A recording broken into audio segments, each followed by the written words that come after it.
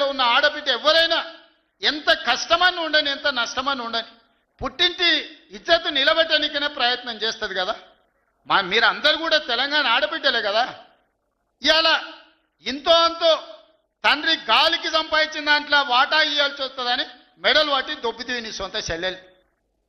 నీ సొంత చెల్లెలకే సమాధానం చెప్పలోనే ఆయన నాకు సవాలు ఇసురుతున్నాడు. ఈ అవ్వ లాగులో తొండలు ఇచ్చి కొత్త బిడ్డ నేను అనుకుంటున్నావేమో. నా సంగతి ఇంకా తెలియదు. మీ నాయనని అడిగి ఇంటికి పోయి చెప్తాడు.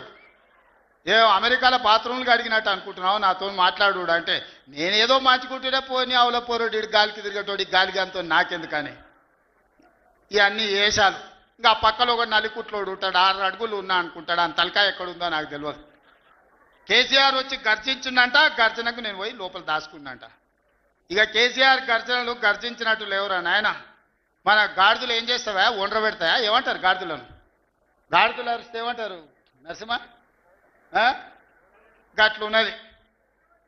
మీ గాండ్రింపులకు మీ బెదిరింపులకు ఉడత ఊపులకు భయపడ్డాడు ఎవరు లేడు బిడ్డ.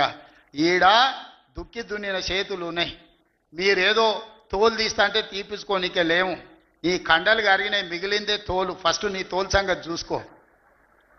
నీ తోలు సంగతి చూసుకో. ఊర్లో మాకు తెలుసు. ఊర్లల్లో నాటుకోళ్ళు ఉంటాయి కదా. కోని కాల్చినాక మనం మంచిగా కాల్చి తోలు తీసి పసుపు పెడతాం కదా. మంచిగా తోలు తీసి పసుపు పెడతారు బిడ్డ మా కొడంగల్లోళ్ళు. నువ్వేదో తెలివితేటలు అనుకుంటున్నావు. ఈ తమాషా మాటలు ఈ అతి తెలివితేటలు కట్టి పెట్టుకో. ఎన్ని ఎలక్షన్లు జరిగినా సిగ్గు లేకుండా అన్నిట్లలో డిపాజిట్లు పోతున్నా బండకేసి కొడుతున్నా బుద్ధి రాలే. ఇప్పటికైనా మారుండ్రి. నాకేం లేదు. మీరు అట్లుంటేనే మంచిది. ప్రజలు చీత్కరిస్తారు చీదర కొడతారు. లాస్ట్ దేనికి వనికి రాకుండా పోతారు.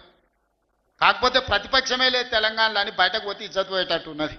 గదొక్కటే నా చింత. అందుకే మిత్రులారా